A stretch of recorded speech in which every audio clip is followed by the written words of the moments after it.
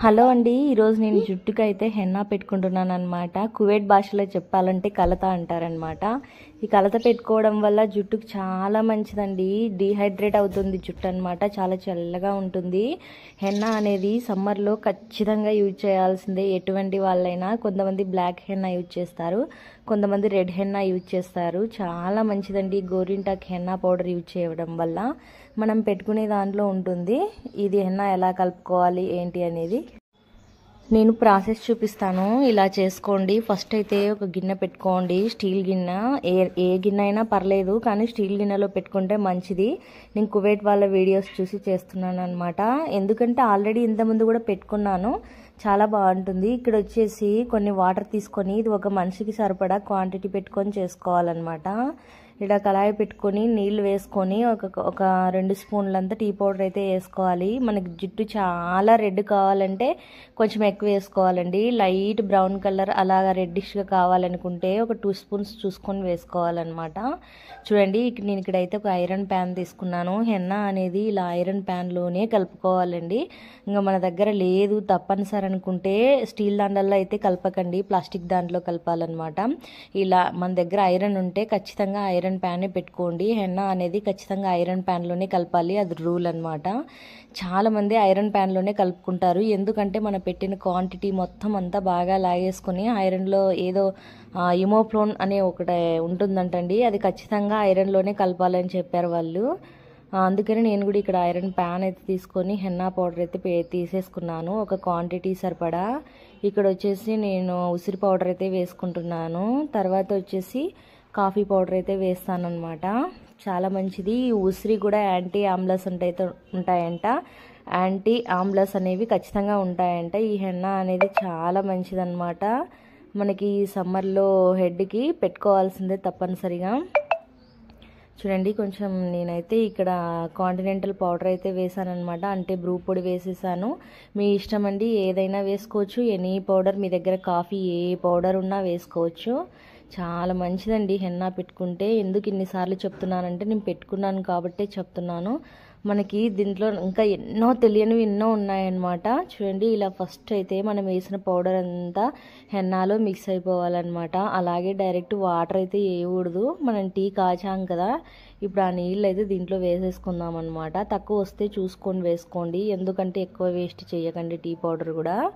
ఇప్పుడు నేను పోస్తాను, కానీ టీ చాలా చల్లగా అయ్యాకైతే వేయకూడదండి. ఈ లెమన్ అనేది మీ ఇష్టము. చుండ్రు ఎక్కువ ఉన్న వాళ్ళైతే లెమన్ యాడ్ చేసుకోకూడదు అనమాట, చుండ్రు తక్కువ ఉన్న వాళ్ళైతే లెమన్ యాడ్ చేసుకోండి. మీకు చాలా చుండ్రు ఎక్కువగా ఉంటే పుల్లటి పెరుగు పెట్టుకున్నా కూడా మొత్తం ఆ డాండ్రఫ్ అనేది అంతా రిమూవ్ అయిపోతుంది అనమాట. చూడండి, ఇప్పుడు నేను లెమన్ అనేది స్క్వీజ్ చేసుకుంటున్నాను.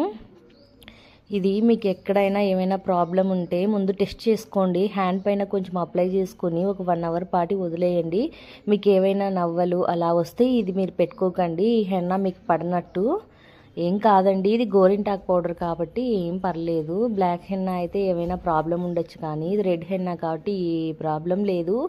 ఎనీ హెన్నా మీరు ఏదైనా తీసుకోండి, రంగోలీ కానీ నిషా కానీ చాలా ఉన్నాయి ఇప్పుడు. మీకు నచ్చిన హెన్నా తీసుకోండి. చూడండి, టీ పౌడర్ రెడీ అయిపోయింది. దీంట్లోనే 2 లవంగాలు కూడా వేసుకోండి ఉడుకుతున్నప్పుడు, మీ ఇష్టం, అది ఆప్షనల్ అనమాట. నేనైతే ఒక్క లవంగం వేసుకున్నాను, నాకు కొంచెం జుట్టు తక్కువేనండి, కట్ చేశాను అనమాట. ఇప్పుడు బాగా ఉడుకుతుంది కదా, టీ అంతా బాగా ఉడికి రెడ్డిష్ కలర్ రావాలన్నమాట. లేదు మనకి బ్రౌన్ కలర్ రావాలంటే కొంచెం తక్కువ వేసుకోవాలి.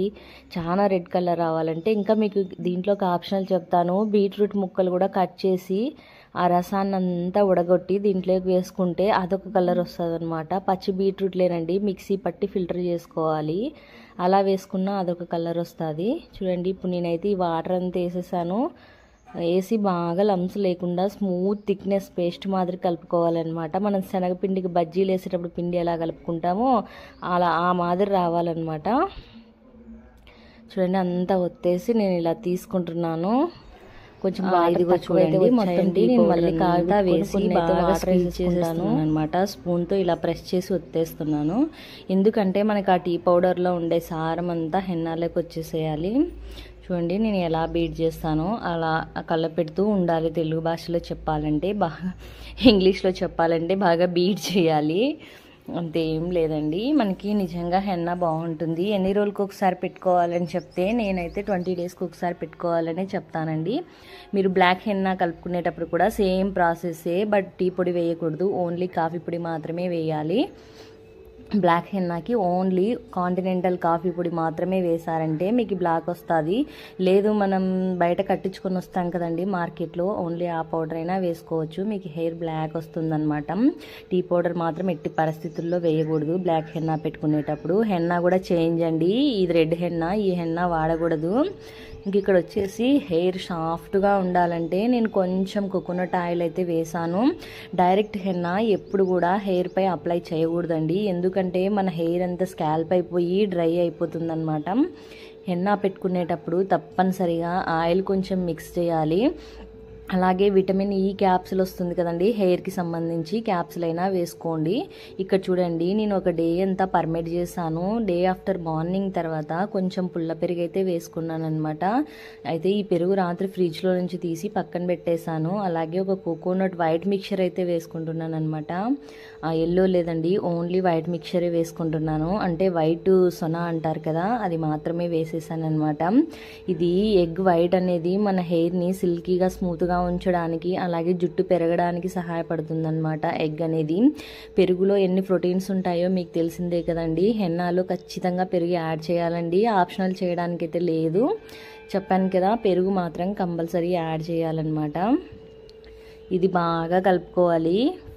మీరు హెన్నా కలిపిన తర్వాత ఒక నైట్ అంతా అలానే పెట్టేసి మళ్ళీ ఎర్లీ మార్నింగ్ తర్వాత డే ఆఫ్టర్, దాదాపు మీకు అలా టైం లేదనుకో ఒక 6 hours అయినా నానబెట్టాలండి. హెన్నా అనేది బాగా పర్మేట్ అవ్వాలన్నమాట.